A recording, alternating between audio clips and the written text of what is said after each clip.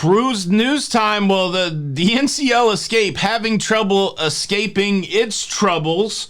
Princess announcing some brand new deployments, and there's a company making a huge investment in cruising in Miami. It could change the whole scene down there. That plus interesting thing coming out of the Senate last night. Cruise news. Let's talk about it.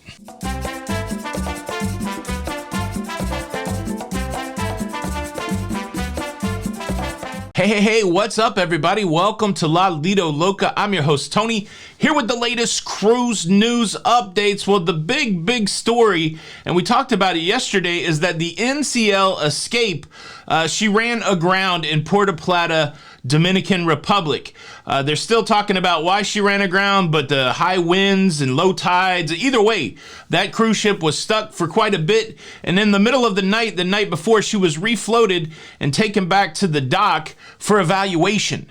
Now, yesterday during the evaluation period, it was determined that it would be best if the ship just stayed there in Puerto Plata.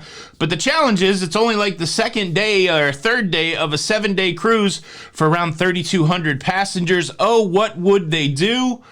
Well, they canceled the cruise. They're sending them home. They're chartering airplanes to get those 3,200 passengers home. They're doing the passengers a solid from a refund perspective, 100% refund, 100% future cruise credit.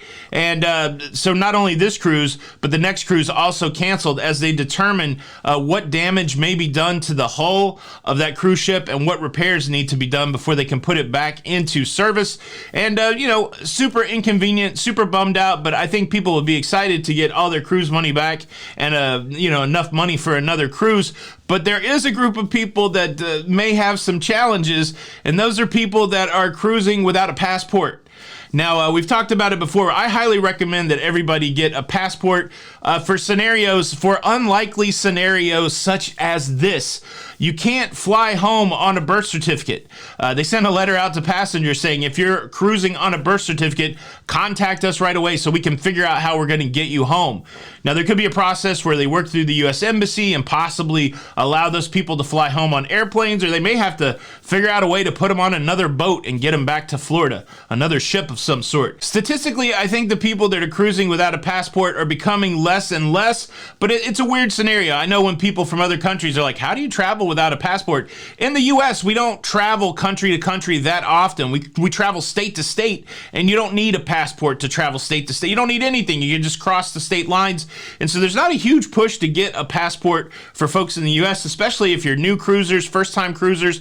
But there is a good reason to do it. Costs about $140, lasts for 10 years, and it really works out well in situations like this where you're able to just get on a flight. Some people have the passport card and they don't have the passport book. You can't book an international flight with the passport card. So at the end of the day, the big takeaway and the thing I'm just going to say make sure you get a passport book for situations such as this. I know it's super convenient to cruise on a birth certificate, but it opens you up to some challenges. So I don't know how many people are impacted on this cruise with that, but it was mentioned in the letter that NCL sent out to passengers. So there's got to be some passengers there trying to figure out how they're going to get home without a passport. And this story does also demonstrate how unpredictable that cruise life is sometimes. We're used to cancellations for COVID. Now we're dealing with cancellations because of war. But sometimes things break down, things run aground, the ships are canceled for a charter. And so you never know how it's going to play out in that cruise life. You got to be a little bit flexible. I do want to say something else about that Virgin charter. I probably didn't do a great job in that story. Virgin's not the only cruise line that cancels cruises to charter out their vessels. It's happened all throughout my cruising career. We had a cruise that was canceled because of a charter on Royal Caribbean. And so, let's not be too hard on Virgin because they, chartered out a cruise and canceled cruises. The big discussion the other day was the timing of it. Would you do something like that so early in your cruising, company's lifespan? That was really the conversation, but it's not an unheard of practice. It's not an uncommon practice for cruise lines to cancel whole cruises when the whole ship gets bought out by a charter. So I just wanted to lay that out there into the universe, so it didn't seem like I was picking really hard on Virgin. And then people asked me like, well, now that they're doing this, would you I still want to cruise on Virgin. I'm very excited. They're still on my I would like to do this year list to understand what it's like to cruise on Virgin, because I do believe they're disruptive. I do believe they offer an interesting adults only product, and I'd certainly like to check that out. So there's the update to the Virgin story. Now, excitingly, we got the news yesterday that Australia would be opening back up for cruises, and we also got the exciting news that P&O Australia and Princess had already made a commitment to get cruises kicked off here in 2022. And equally excitingly, the announcement of Princess returning to Australia was not the only Princess returns to a port announcement yesterday. A couple cruise ports that haven't seen a Princess ship in a while will be getting a Princess cruise ship. First and foremost, let's talk about Galveston. It's been 6 years since there's been a Princess cruise ship in Galveston, and starting in December of 2022, they will have the Ruby Princess. The Ruby Princess will be in Galveston from December 2022 to April 2023, offering a range of 5 to 11-day voyages to the Western Caribbean. There's also going to be a 16-day ocean-to-ocean transit through the Panama Canal from Galveston to San Francisco. Princess is also making her return to San Diego with the Diamond Princess. Diamond Princess will sail from San Diego from September 2022 through February 2023. The ship will be offering itineraries 5 to 16 days, including ports of call in the Mexican Riviera, the California coast, and all the way over to Hawaii. And look, that's not the only California port that's getting a Princess deployment. Also, Royal Princess will home port in San Francisco. Royal Princess is currently spending this part of 2022 gearing up for and getting ready to do her Alaska sailings. But when those Alaska sailings are over in September of 2022, she will move down to San Francisco and do cruises from San Francisco in 2022 and 2023. Royal Princess becomes the official cruise ship for Princess in San Francisco. All these sailings go on sale April the 7th, so if you're out on the West Coast or if you're there in Texas and you've never had a chance to jump on a Princess cruise ship, the opportunities abound.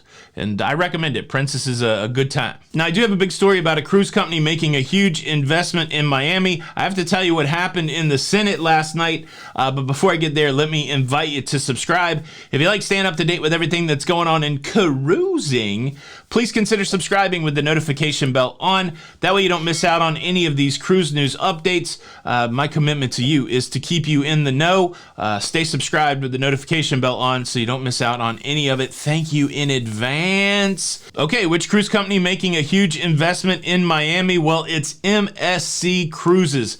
MSC continues to push their way into the North American market, bringing modern new cruise ships to bear for people cruising out of the U.S.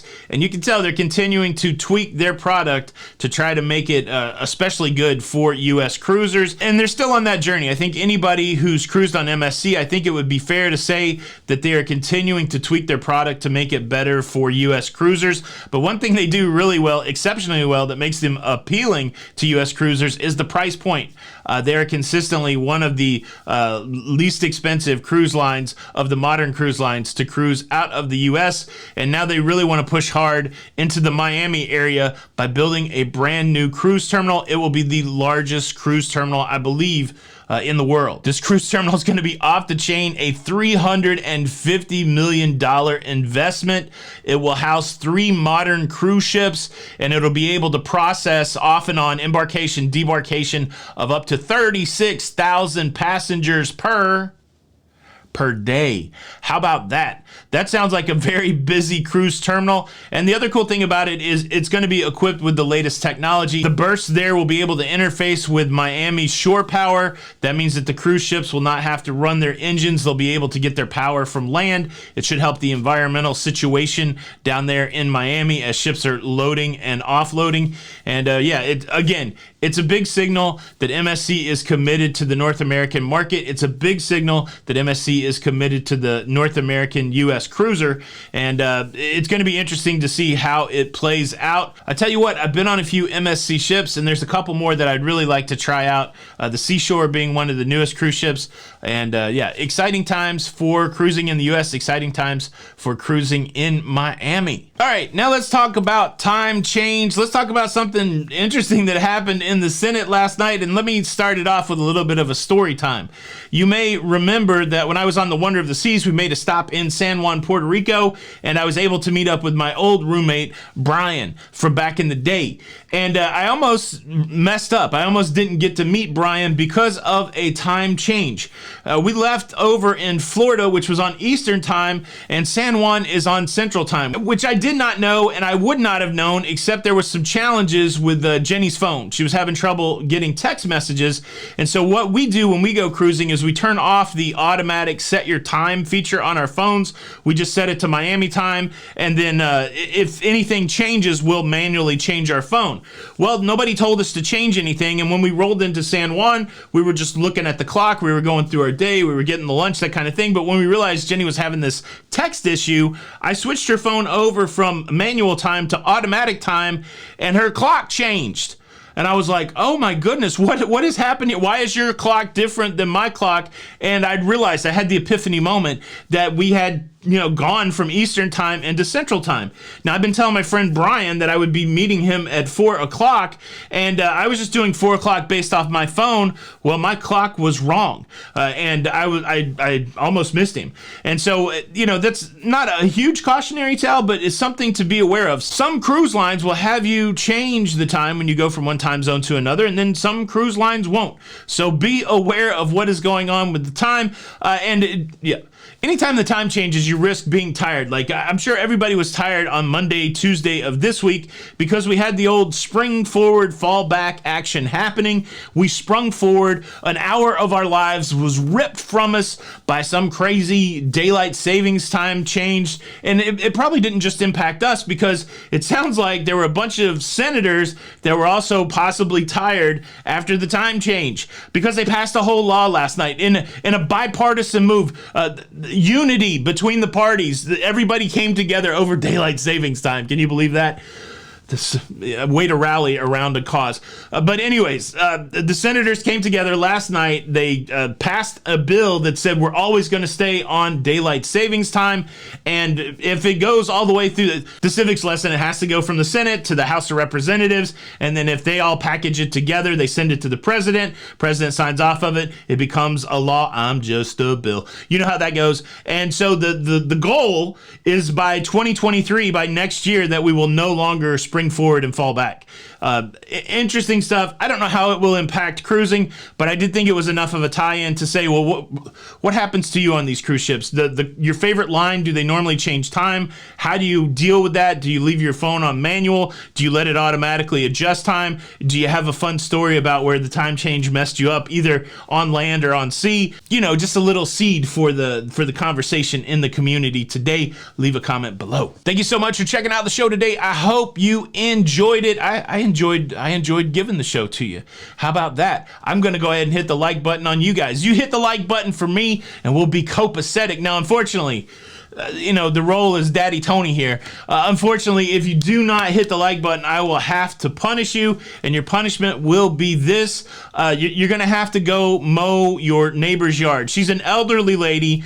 She's on her own. You're going to have to mow the yard. You're going to have to do it gratis. You're going to have to do it for free because your dad told you had to, that it was the right thing to do, but you're still going to be not understanding of that. So that's a pretty big punishment. You can avoid all of that by hitting the like button.